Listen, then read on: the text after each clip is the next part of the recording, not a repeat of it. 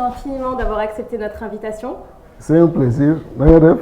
Ça va, alhamdoulilah. Je vous en prie, installez-vous. Alors, comment ça va? Ça va, tout se passe bien. Mon équipe vous a contacté pour faire cette émission. Quelle a été votre réaction? Est-ce que vous avez voulu directement dire oui ou est-ce que vous avez hésité? J'ai voulu dire non. Ah, je ne m'y attendais pas. Celle-là. Non, Ah, non. Je blague, non, ça m'a fait plaisir. Parce qu'effectivement, toutes les fois qu'on a eu à nous adresser aux Sénégalais, c'est sous la casquette du politicien, de l'homme politique et autres. Et c'est important, c'est toujours important de s'adresser à nos compatriotes sous d'autres registres. Est-ce que vous pensez qu'aujourd'hui au Sénégal, les électeurs ne connaissent pas assez les hommes politiques? Est-ce que vous pensez que c'est important aujourd'hui qu'on parle davantage de la vie privée, de l'aspect personnel et peut-être un petit peu moins du programme politique en lui-même?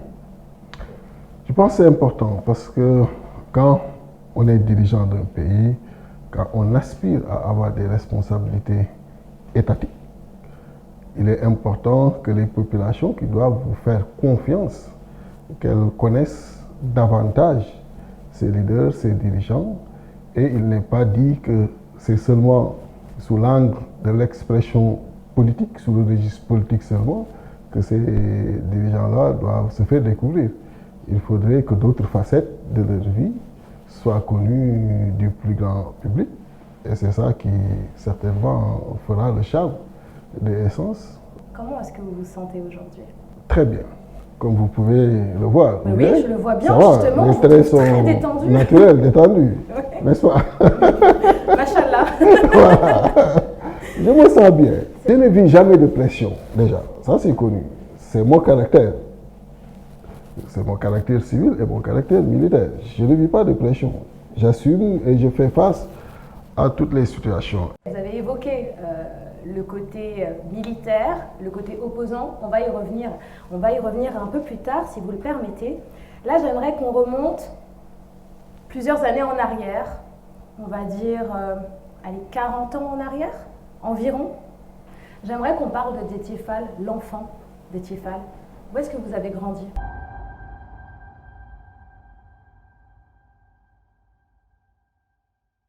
Je suis né à Saint-Louis, dans un quartier populaire qui s'appelle Léonard. C'est là-bas également où j'ai grandi, où j'ai fait mes études primaires. Après, j'ai fait mes études secondaires au lycée technique André Pétavin. Après ça, j'ai fait la première année à l'université Gaston Berger.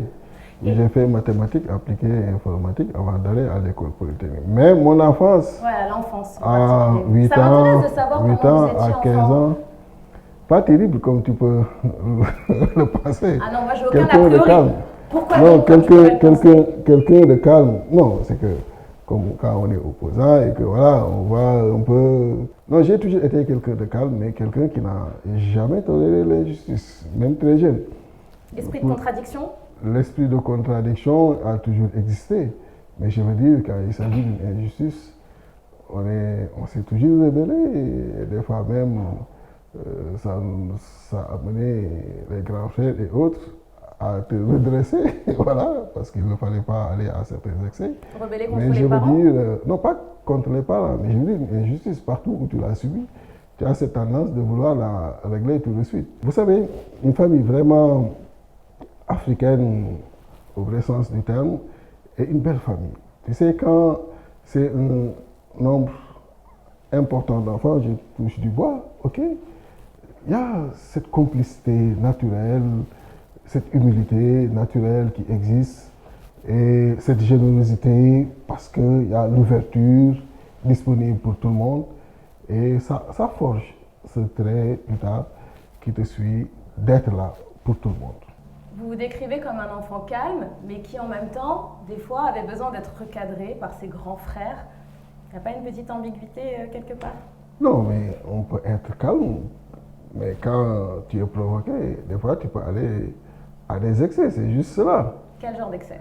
Ben, riposter violemment. Ah Et des fois, C'est pas être un enfant calme, ça. Ça peut ne pas plaire. Mais tu es calme de nature quand tu n'es pas provoqué, quand on te laisse tranquille et autres. Mais bon, tu sais aussi, il y a l'esprit rebelle et tchédo des fois qui est là. Donc quand tu es provoqué, tu te rebelles.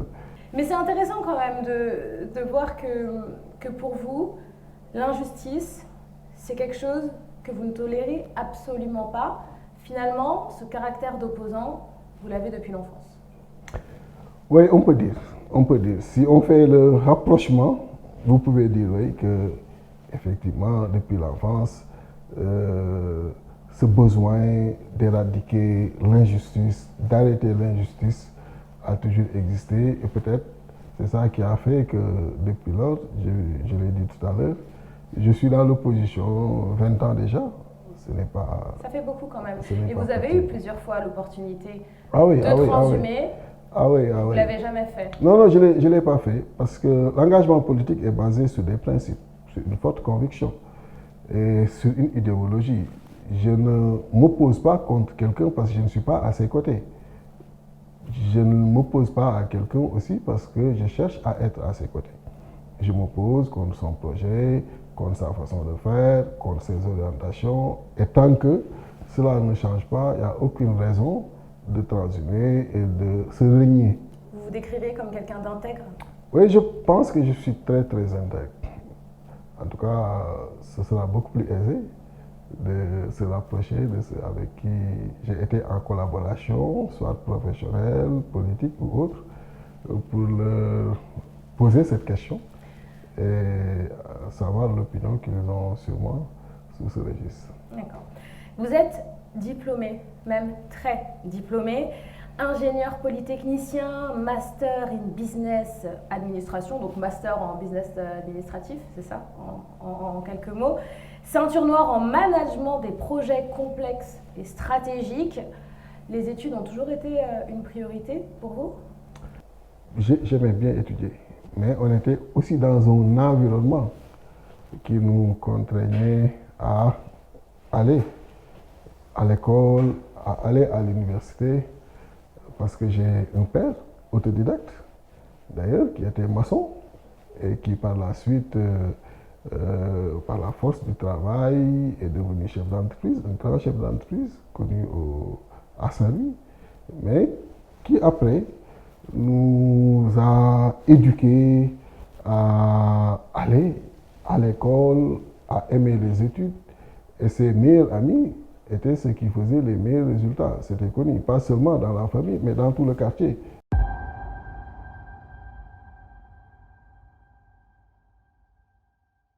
Vous pensez qu'il avait peur, votre père, que vous ne fassiez pas d'études et que vous soyez peut-être confronté aux mêmes difficultés que lui? Non, pas peur. C'est que dans sa conception, il était important que tout le monde, qu'on soit jeune, adulte, quelle que soit la tranche d'âge, qu'on aille à l'école, qu'on se forme, qu'on ait un métier. Si on n'est pas à l'école, qu'on trouve un métier, mais qu'on ne reste pas là à ne rien faire. Donc c'était sa conception des choses. Parce que c'est quelqu'un qui, par la sueur du front, a vraiment fait tous les échelons jusqu'à arriver à ce niveau. Et aujourd'hui, il repose à Bahia, paix à son âme.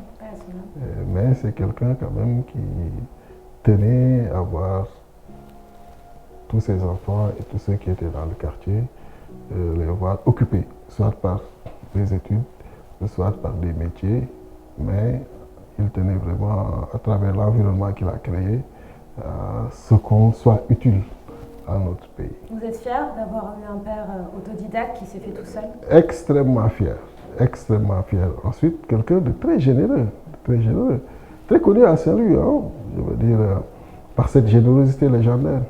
Ce sens de la générosité, vous en avez hérité? Vous vous décririez comme quelqu'un de généreux? Oui, de très généreux même. Non, mais pas autant que lui. Il nous dépasse très loin. Hein. Il n'y a même pas photo. Ça, vraiment, pour être honnête, il n'y a même pas photo. Hein, très sincèrement. Et votre mère? Une maman, elle est également à Bahia, paix à son âme, elle nous a quittés. Elle est partie avant même le papa, elle en 2015, le papa en 2017. Donc, une belle, généreuse disponible, maman, elle m'a marqué. Tu sais, je l'ai pleuré pendant 1 an après. Il m'arrivait seul de continuer à la pleurer. Elle était proche de tout le monde, parce que quand même, comme je te l'ai dit tout à l'heure, c'est une famille bien sénégalaise, une famille vraiment avec un nombre assez relativement important d'enfants, une femme très proche de ses enfants, et qui était là, disponible, et quand, malgré l'âge, malgré les responsabilités, et quand on perd une personne comme ça vous affecte, et ça m'a beaucoup affecté. Malgré la résistance qu'on peut penser de moi et qu'on me connaît, mais c'était un coup assez difficile quand même à accuser. Et là, elle nous manque profondément. Mais nous sommes des croyants. Voilà. Vous pensez que vos parents seraient fiers aujourd'hui du chemin que vous avez emprunté? Oui, ce chemin, je l'ai emprunté alors qu'ils étaient encore en vie. Et ils étaient très fiers de me voir garder la ligne sur laquelle ils nous avaient également mise. Et cette ligne d'être aux côtés des populations, d'être très proche des populations, de partager tout ce qu'on a avec les populations, mais surtout de le faire dans la haute dignité, dans le respect des principes et toujours avec les convictions en bandoulière. Et à plusieurs reprises, quand ils étaient encore là, ils m'ont exprimé toute leur fierté et à chaque fois m'ont encouragé. Et tous les collaborateurs politiques que j'avais et qui les connaissaient aussi, quand ils se parlaient et échangeaient au téléphone, ils ne cessaient de leur exprimer leur fierté. Et vraiment, je pense qu'ils continuent de là où ils sont à être extrêmement fiers de ce que je fais. Et dans chaque acte que je pose aussi, je pense à eux. Parce que pour moi, il n'est pas question, avec toutes les peines qu'ils ont eu à faire pour nous encadrer et nous donner cette éducation, qu'on fasse des choses qui aujourd'hui, ils regretteraient de là où ils sont aujourd'hui et à l'Europe. Et avec vos enfants, quel genre de père vous êtes à la maison? Est-ce que vous êtes présent? Pas suffisamment. Pas suffisamment. Parce que déjà, j'ai commencé à travailler très tôt. J'ai commencé à avoir de hautes responsabilités très tôt. J'ai eu mon premier emploi alors que j'étais en année terminale à l'école polytechnique. Ma diplomation était prévue au mois d'août et j'avais mon premier emploi au mois de mars. Donc, 5 mois avant ma sortie. Je n'ai plus que 10 jours de repos que j'ai demandé à l'entreprise de m'octroyer avant de commencer. Et après, j'ai été dans une grande société ici qui œuvre au niveau international. J'ai été responsabilisé et depuis lors, j'ai travaillé. Ce qui fait déjà qu'il y avait une indisponibilité, surtout quand il s'agissait de porter des sociétés qui venaient de démarrer. Vous avez été père tôt? Vous avez été père tôt en début de carrière? Vous avez eu vos enfants? Non, pas tôt, parce que c'est en 2005 que j'ai eu mon premier enfant, né et qui nous a quittés à la naissance. C'était très dur. C'était très dur. J'ai perdu ma première fille à la naissance. Qu'est-ce qui s'est passé? La volonté divine, c'est quand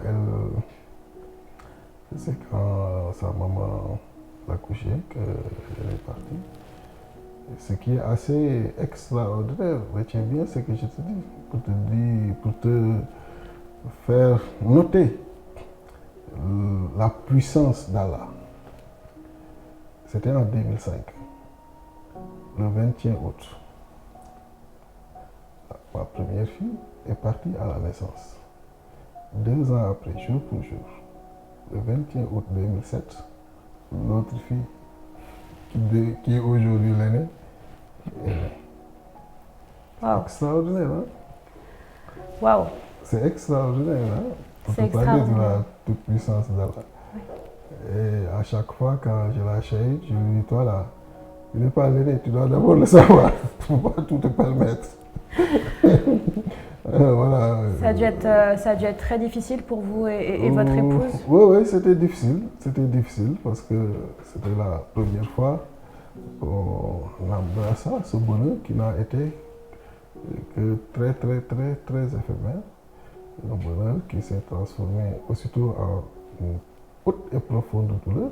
La perte C'était de vos assez deux violent. parents, la perte de votre fille, c'est des événements auxquels personne n'est préparé. Est-ce que ça vous a changé en tant que personne? Non, pas changer. C'est des chocs que tu as, c'est normal. Et ça te prend du temps à les dépasser, à les accuser, et parfois même à les accepter. Et après, en tant que croyant, tu es obligé de t'en remettre à Allah, le Tout-Puissant, et de dépasser la situation et de passer à autre chose. De toute façon, tu y es contraint, mais tu captes de hautes pensées et de profondes pensées à leur endroit. C'est la même et très forte émotion qui m'habite. Je n'y peux absolument rien parce que je les adore. Et c'est comme ça. Si vous pouviez leur passer un message, qu'est-ce que ce serait? Ce serait plusieurs messages. C'est pourquoi ça va être difficile de le dire. Allez-y, vous pouvez tous les dire. Non, ça allait être plusieurs messages. Quand des choses comme ça arrivent, tu sais, ce qui m'a le plus traumatisé en réalité, c'est la série de questionnements que j'avais en tête. Qu'est-ce que j'aurais dû faire et que je n'ai pas fait? Ça vous tourmente encore aujourd'hui? Non, ça ne te tourmente pas, mais je veux dire, ce sont des choses qui t'arrivent, quoi. De ressasser comme ça? Voilà, de se dire, mais de leur vivant, qu'est-ce que j'aurais pu faire et que je n'ai pas fait? Est-ce que, des fois tu te rappelles de certains traits de leur visage? Est-ce que, voilà, ce jour-là, c'est parce qu'ils n'étaient pas du tout contents de moi? Est-ce que si c'était à le refaire, j'allais pas changer de comportement? Est-ce que, voilà. Ce sont des questions comme ça qui après te traumatisent le plus. Et tu as même envie de les voir revenir pour se donner à fond, pour donner tout ce que tu as et tout ce que tu n'as pas pour leur bonheur. Parce que tu te dis toujours, est-ce que j'ai assez fait? Même si tout le monde consent à dire que j'ai bien fait, mais pour moi, on ne fait jamais beaucoup pour ses parents. Et ceux qui les ont encore en vie, on souhaite et on prie pour qu'ils les gardent encore longtemps.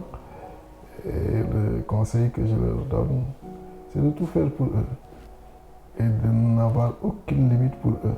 Et si vous deviez leur dire quelque chose aujourd'hui alors?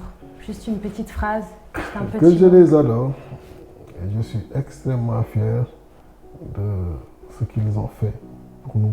Ils soutenaient bonheur vos de notre ambitions partout.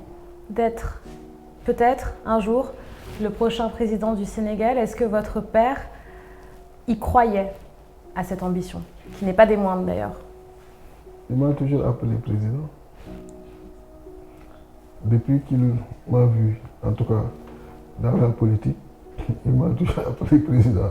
Si tu interroges mes frères, c'est ce qu'ils vont te dire. Président, je vois que tu aimes bien ce que tu fais, mais c'est bien, il faut persévérer. Il faut être aux côtés des populations, surtout, anime-toi et toujours, de dignité et de conviction. C'était ça avant tout pour lui le plus important? Être près des populations, être près des gens, garder toujours cette proximité qui vous a un petit peu Voilà. inculqué finalement? Voilà, ensuite, dans cette proximité, garder hautement la dignité. C'est quelqu'un d'extrêmement digne, profondément digne. Ça, par contre, c'est une chose sur laquelle je ne badine pas du tout.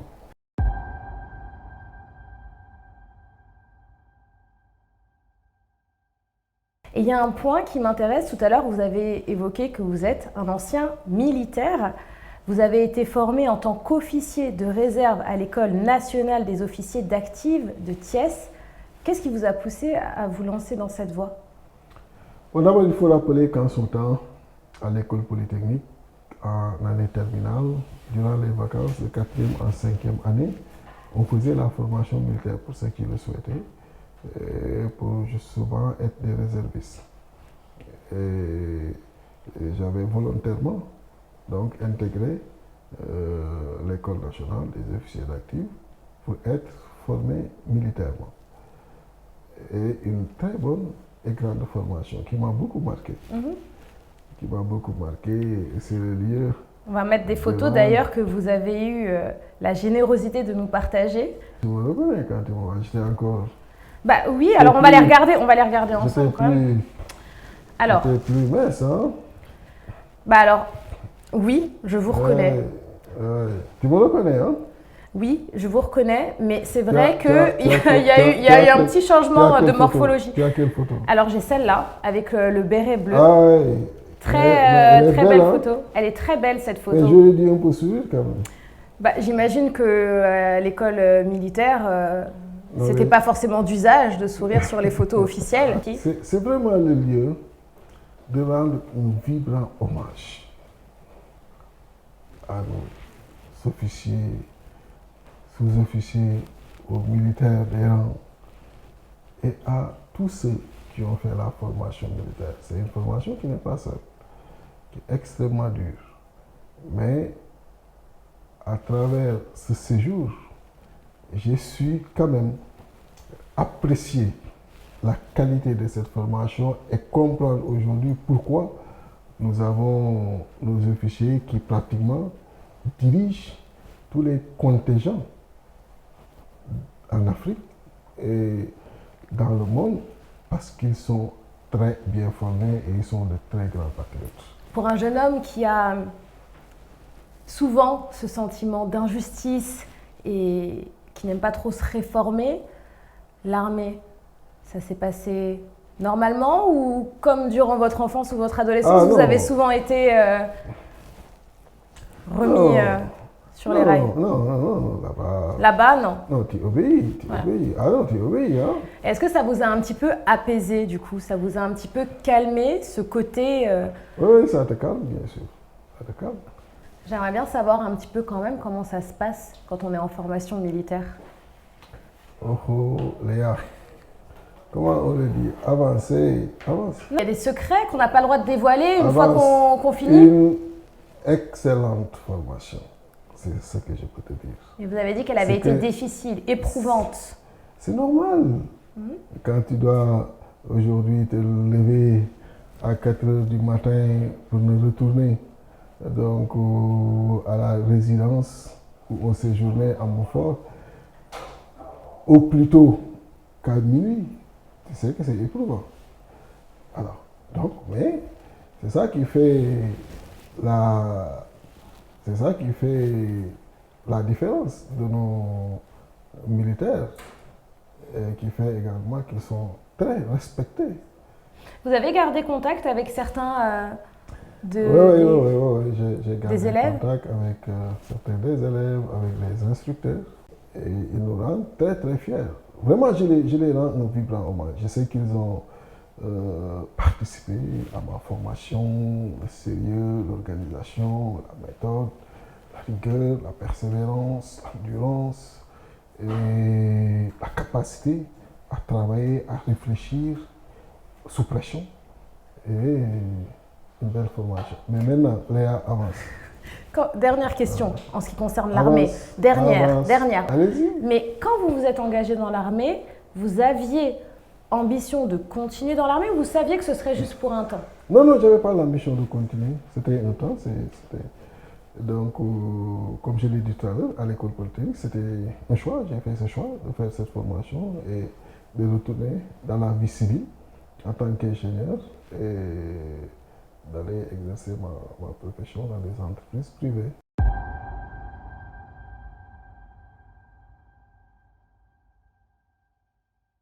Vous faites une grande rencontre. dans votre vie, vous faites la rencontre d'Idrissa Seck. Comment ça s'est passé? C'est en 2000 que je l'ai connu. D'accord. J'étais encore à l'école polytechnique. Et lui, le ministre d'État, directeur de cabinet du président Abdoulaye Wade. On avait un projet de jumelage avec une autre école et surtout, notre promotion devait s'appeler la promotion Hassan II. Il fallait qu'on se rapproche des autorités d'alors et il en faisait partie pour nous mettre en rapport donc, avec leurs collègues marocains. Et c'est dans ce cadre qu'on s'est vu au palais, qui nous a reçus. J'étais le président de l'amicale des élèves ingénieurs de l'école polytechnique. Donc, j'avais cette responsabilité qui m'a conduit à le rencontrer. Et on a gardé le contact par la suite. Et comme je vous l'ai dit tout à l'heure, j'ai eu mon premier travail alors que j'étais encore étudiant. Donc quand je suis sorti, avec les défis que j'avais dans les entreprises que je faisais, ça m'a laissé peu de temps pour être à ses côtés et m'engager politiquement. Donc c'est en 2004, quand il a eu des problèmes avec Abdoulaye Wade, par sympathie, par compassion, que je me suis davantage rapproché de lui. Et je me rappelle au retour d'une mission à l'étranger, il venait d'être arrêté et mis à Rebeuss. Je suis passé le voir et ce jour-là, je lui ai dit, il m'a même, je me rappelle bien, charité, toi là, tu disparais comme tu veux là. Tu étais où? Je lui ai dit, ben, j'étais au travail. Privé, à travailler.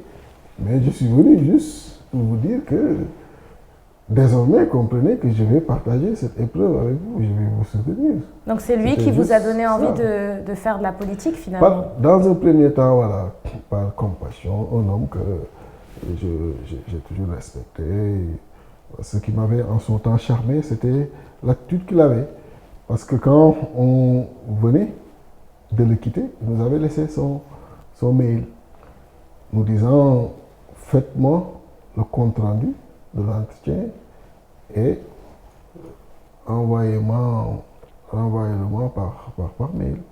Quand on est reparti à l'école, j'étais avec un ami, c'est un polytechnicien qui est actuellement au Cameroun, Kamandao, qui était dans ma délégation. Je lui ai demandé de faire le mail et je n'avais aucun espoir de réponse.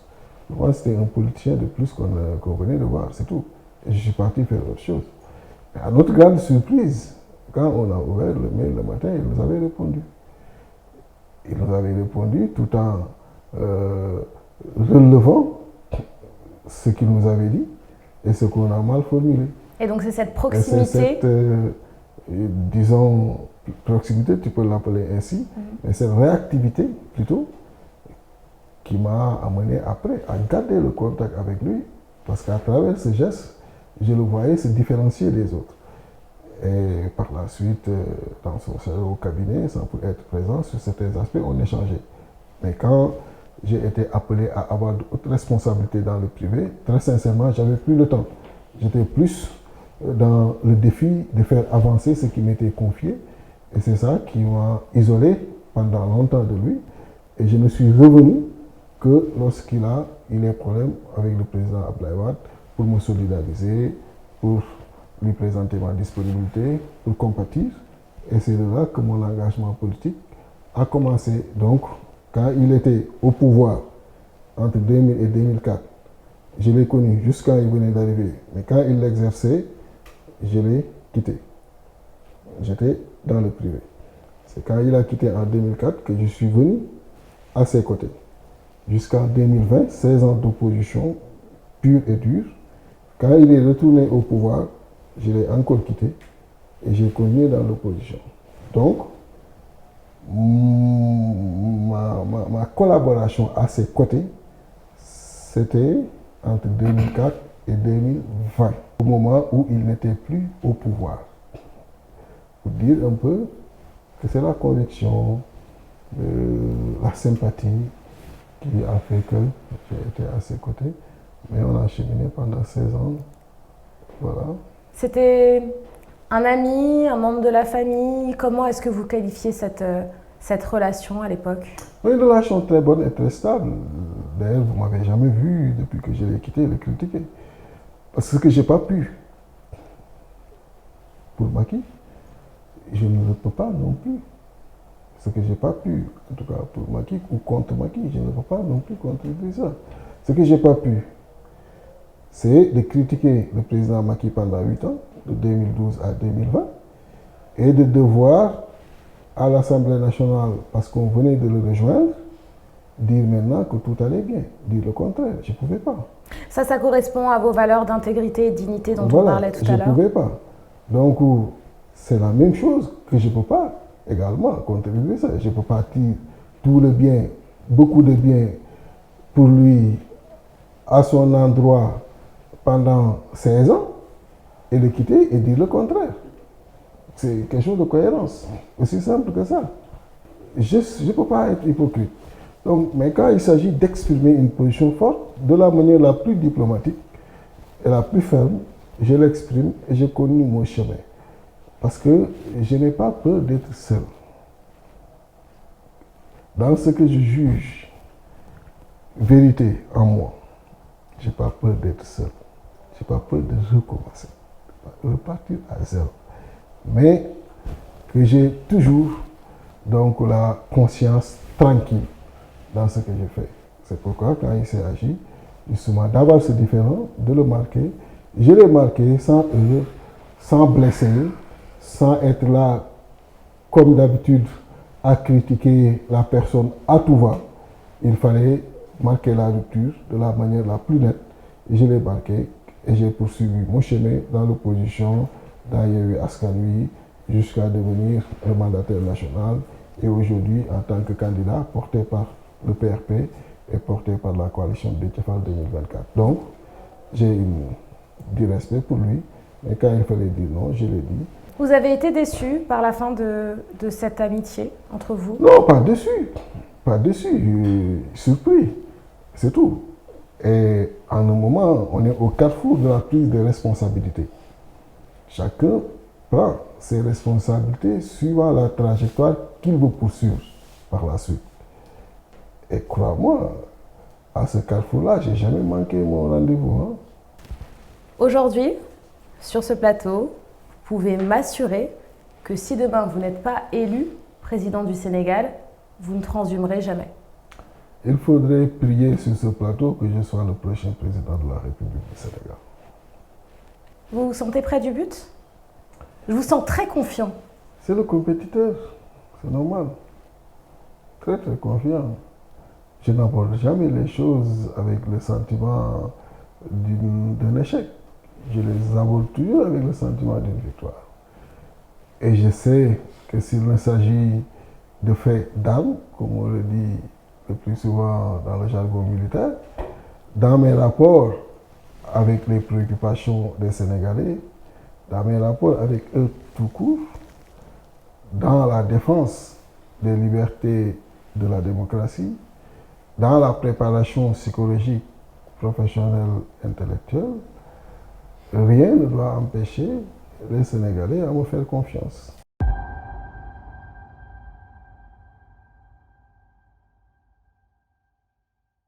Vous êtes à la tête d'une société industrielle privée, c'est-à-dire que vous êtes chef d'entreprise, en plus d'être un des plus gros opposants politiques du Sénégal. Comment est-ce que vous trouvez le temps de tout faire? Vous êtes un acharné du travail? Je suis le directeur industriel d'une société, d'une très grande société privée, mais je m'organise toujours. Vous savez, en fonction des responsabilités, en fonction de la multitude des tâches, il y a un algorithme psychologique à devoir intégrer, créer, pour faire en sorte qu'aucune activité ne soit lésée et que les responsabilités soient clairement assumées dans chaque secteur. Je comprends mieux maintenant pourquoi il se réveille à 5 h du matin finalement. Dans la vie, quand on veut arriver à un certain niveau, il faut se donner les moyens. Et le premier moyen, c'est la disponibilité à la tâche et plus de temps à cette tâche. On veut développer le pays dans un cercle où il y a certains qui sont devant nous. Si on veut les devancer, on ne peut pas être au même rythme qu'eux. Il faut aller plus vite et travailler plus.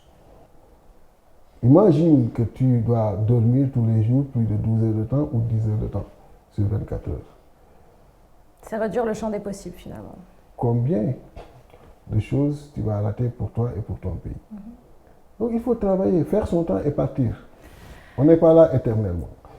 Et on doit plutôt avoir un rendez-vous avec l'histoire. L'histoire qui se construit au présent. Au présent de par ses comportements, de par son engagement, de par les actes qui se posent quotidiennement. Et c'est ça qui fera l'histoire de demain. Et notre histoire, on doit l'inscrire sur l'orientation qu'on veut donner à notre pays, faire en sorte qu'il soit développé, faire en sorte qu'il se mette sur la trajectoire de la respectabilité en tant que pays. Et ça, ce ne sont pas les autres qui viendront le faire pour nous. Si j'ai bien compris, vous croyez très peu au talent, la chance, le destin, mais plutôt au fait de se donner les moyens pour réussir, au travail acharné. Et ça me fait penser à une anecdote que j'ai apprise sur vous. Dites-moi si je me trompe. Il paraîtrait que vous avez eu un jour, au lycée, il me semble, reçu une très très mauvaise note, même la pire de la classe. Et quand je dis mauvaise note, je crois que c'était 2 sur 20. Tu t'es très bien renseigné. Et ça a été un beau déclic. Alors, qu'est-ce qui s'est passé? L'histoire, la vraie histoire. J'étais en seconde E en plus. En seconde E, je pense qu'aujourd'hui ça s'appelle seconde S3, c'est la série S3. J'étais très bien en mathématiques, en classe de 4e, en classe de 3e. C'est en classe de 4e d'ailleurs, par le biais d'un ami que je côtoyais et qui était le meilleur de la classe, qui est aujourd'hui à Orléans dans le parti, qui est ingénieur agronome, Birama Sall, qui était le plus fort en mathématiques. Je l'ai côtoyé dès le 2e semestre avoir la plus note. En 3e, j'étais très bon. On m'a orienté dans la plus grande série où c'était les mathématiques, les sciences physiques et la construction mécanique. Donc j'arrivais voilà, avec le grand cerveau, le grand esprit et autres. La première note en mathématiques, le professeur me donne 2 sur 20. Et un 2 que tu cherchais sur la feuille, quoi. Il n'y avait pas de nature, il n'y avait rien. Il n'y avait pas de nature, il n'y avait rien, quoi. Donc tu cherches la note. Parce que bon, quand il y a une mauvaise note, il y a des natures, quoi. La feuille est rouge, normalement. Il n'avait même pas pris la peine. Il n'y a rien, c'est 2 sur 20. Ça veut dire que c'était tellement mauvais qu'il n'y avait plus rien à corriger, finalement. Je ne sais même pas. En tout cas, c'est 2 sur 20 qu'on m'a servi, que j'ai cherché partout sur la feuille. Désespérément. J'ai pris la feuille là. Je lui ai dit, tu ne me le donneras plus. Au professeur? Ah oui, ça l'a marqué, il a retenu. C'était la première fois d'ailleurs, après cette note-là, que je suis parti acheter un livre. Ah, c'est le moment d'amener l'objet de l'émission. Un livre. S'il vous plaît. Alors, à tous les téléspectateurs qui nous regardent, à chaque numéro d'essence, l'invité amène un objet qui lui est cher, quelque chose qui résonne en lui. Alors, ça peut être tout et n'importe quoi. Et j'ai, merci beaucoup Cathy, ici l'objet, Monsieur Fall, que vous nous avez amené et que je vais ouvrir tout de suite. Et ce n'est pas un objet, un seul objet, plutôt 2. 2500 francs CFA. C'était le prix en son temps du premier livre en mathématiques que je venais d'acheter par terre.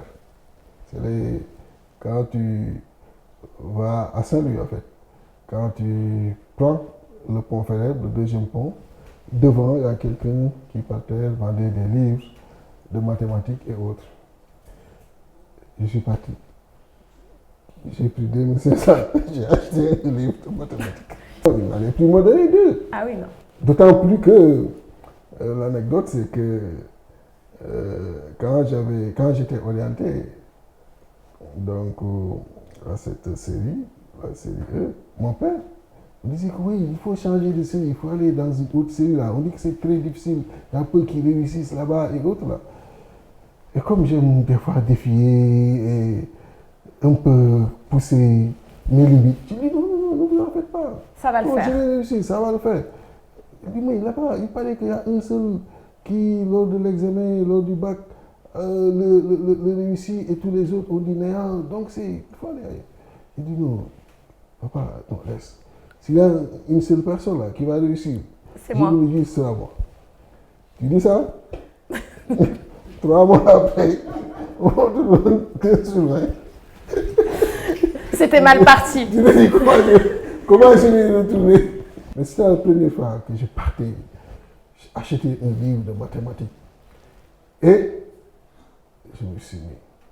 Qu'est-ce que ça représentait à l'époque pour vous, 2500 francs CFA? Oui, c'était beaucoup d'argent. Hein. C'est pas comme aujourd'hui, 2500 ne représente rien pour Léa. Oh non, dites pas ça. Ah oui, Non. 2500 en son temps, c'était beaucoup d'argent. D'ailleurs, j'ai demandé à des frères hein, qui m'ont donné, je suis parti, j'ai acheté. Et tous les jours que je faisais, je me mettais à faire mes exercices, à faire les exercices qu'il y avait dans le livre, et aussi en physique, en construction mécanique.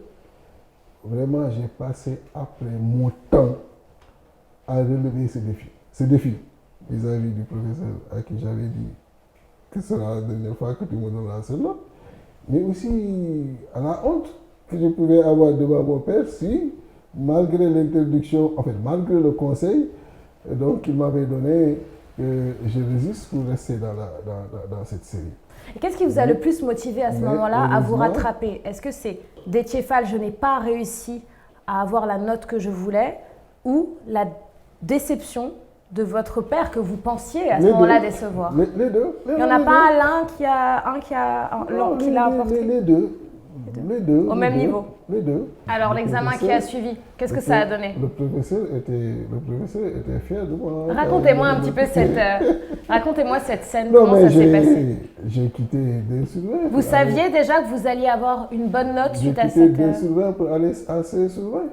J'ai un homme de défi. Et si vous deviez aujourd'hui donner un conseil aux jeunes, ou même aux personnes plus matures qui regardent cette émission et qui sont actuellement en situation d'échec, que ce soit à l'école, que ce soit dans leur vie privée, parce que vous en avez eu des périodes très difficiles, on en a parlé, que ce soit peut-être au sein de leur travail, de leur entreprise, qu'est-ce que vous leur diriez?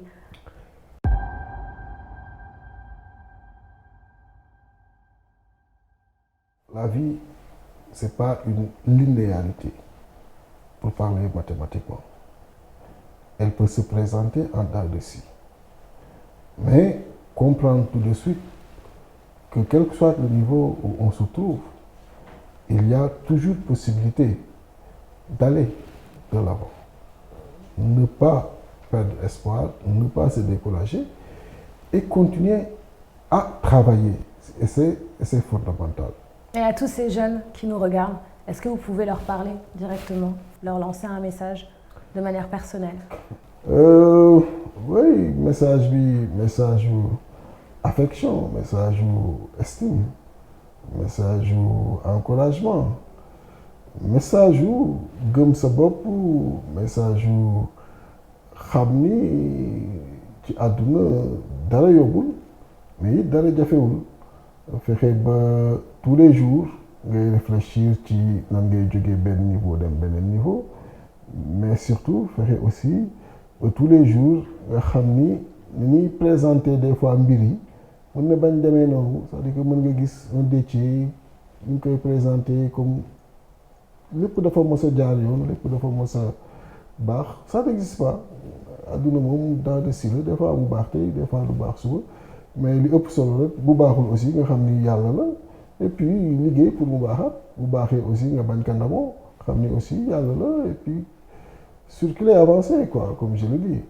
Mais l'engagement bi may mën a jël en tant que dirigeant, en tant que candidat à la présidentielle, mooy lépp lu war ci état man bu may diriger pour que conditions yi mën a daje pour que sénégalais ak sénégalaises bu ne foo mën a ne nga mën a gis sa bopp ci réew mi mën am encouragement support accompagnement bi war a tax nga mën avancer engagement boobu je le prends que dinaa ko def parce que dama gëm rigueur gëm détermination gëm aussi que Sénégal ñoo koy defaral suñu bopp et que xam-xam bi war mi ngi fi fulla bi war mi ngi fi lu keneen am feneen muy réew bu mu mën a doon Sénégal mën na ko am et puis li ma gëm mooy tey ñoo ngi dem Europe ñoo ngi dem États-Unis mais war nañoo mën liggéey Afrique ba sens inverse bi di am nit ñi di ñëw avec beaucoup de fierté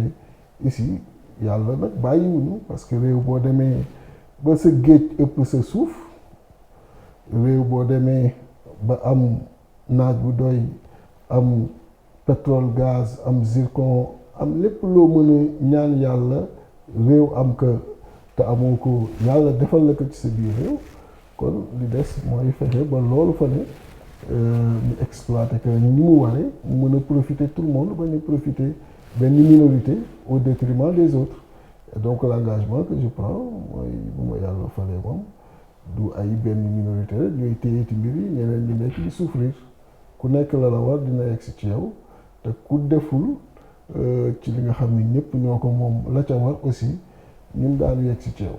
C'est le moment de passer à la chronique de Djigan et avec lui, vous allez parler de votre carrière footballistique.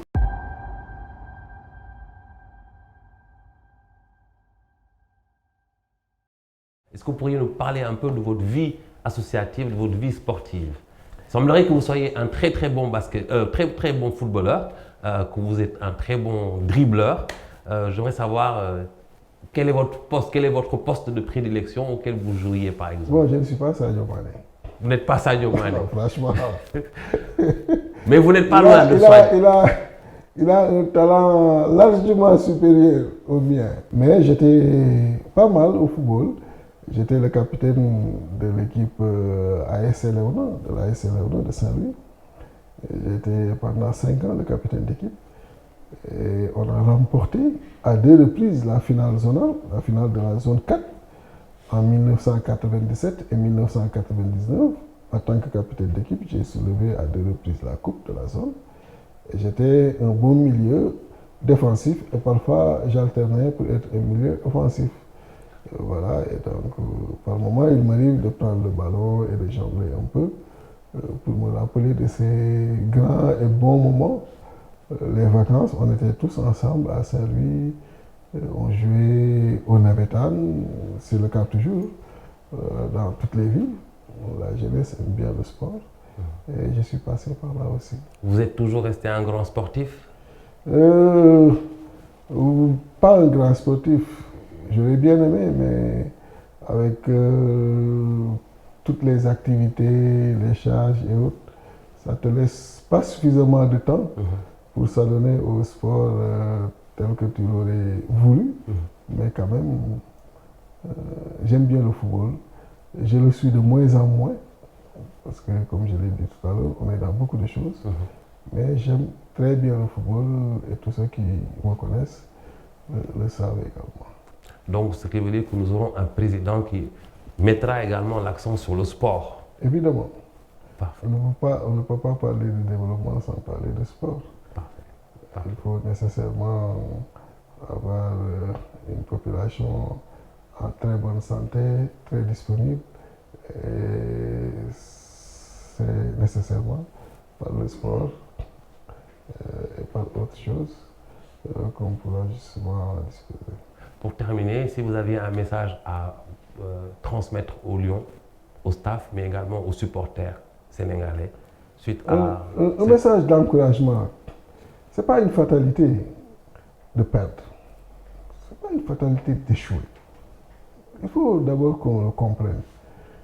Et pour moi-même, c'est tellement réconfortant de partir de l'échec pour une bonne et très belle victoire. C'est très réjouissant. Donc ce n'est pas une fatalité. Moi, je ne fais jamais de l'échec une fatalité. Au contraire, ça me booste, ça me galvanise.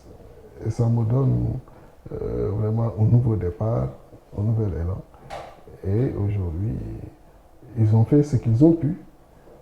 Ils nous ont donné le plus grand bonheur possible en 2022. On les attendait plus loin, tout loin, dans cette compétition, dans cette CAN de 2024. Ça n'a pas été le cas. Donc je les encourage, les joueurs, les supporters, le staff technique, à apprendre de cet échec, à prendre toutes les mesures nécessaires et sans complaisance, à ne pas se voiler la face aussi, parce que ça, c'est vraiment le courage du rapport avec l'échec. Ne pas se voiler la face, aller en profondeur et tirer tous les enseignements nécessaires, même si ça peut être douloureux, pour mieux repartir, mieux en tout cas rebondir. Et c'est le message que je leur adresse. Monsieur le Président, je vous remercie infiniment. C'est moi qui vous remercie. Merci. À très bientôt.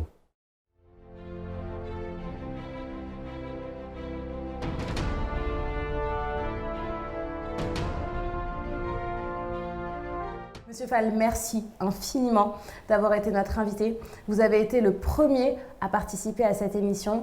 C'est très important pour moi, ça me tient énormément à cœur. Et merci énormément de vous être prêté au jeu, d'avoir accepté qu'on rentre dans votre intimité. Vous vous êtes livré avec nous. Je pense que vous vous êtes jamais autant livré sur un plateau de télévision.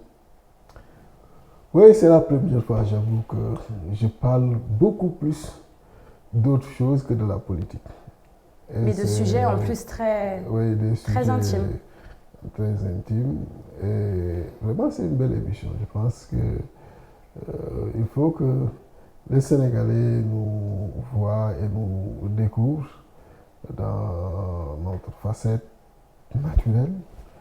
Et comme je l'ai dit tout à l'heure, sortir un peu de tout ce qui est dans la forme convenablement présentée et de s'exprimer librement sur des sujets pas intimes, mais des sujets naturels de la vie. Vous savez, j'ai une anecdote. Il y a un jeune qui m'a écrit sur Instagram et qui m'a dit, le problème qu'on a, c'était avant que Essence prenne forme réellement. Et ce jeune m'a dit, le problème qu'on a, c'est qu'on ne fait plus confiance aux hommes politiques parce qu'on ne les connaît pas. Comment peut-on faire confiance à quelqu'un qu'on ne connaît pas? Et c'est de là qu'est né le concept d'Essence. Okay. On s'est dit, on va essayer parce que je pense qu'on ne connaît jamais réellement une personne, même quand on la côtoie depuis des années. Mais en tout cas, on s'est dit qu'on allait essayer d'offrir un petit peu aux téléspectateurs une part de connaissance de cette vie intime que vous avez et qui est très importante parce que c'est ce qui vous fait en tant qu'être humain, c'est ce qui fait que vous êtes aujourd'hui l'homme que vous êtes, le parcours que vous avez eu, les difficultés que vous avez eu à surmonter. Et je pense que c'est important aujourd'hui de partager, même si c'est une petite partie, cet aspect-là avec les téléspectateurs. Merci beaucoup de nous avoir fait confiance, merci de vous être livrés à nous. Personnellement, j'ai passé un très bon moment et j'ai pas vu le temps passer. Ça, c'est le livre d'or d'Essence et vous allez être le premier à nous écrire un petit mot dedans. Tous les invités auront à écrire et vous allez être le premier. Donc voilà le livre d'or d'Essence. Je vous laisse écrire ce que vous voulez, soit un mot à l'intention de qui vous voulez et on le montrera en fin d'émission. Non, je vais écrire un mot à ton endroit. Ah bah ça me fera encore plus plaisir si c'est à mon endroit. Pour te féliciter du concept.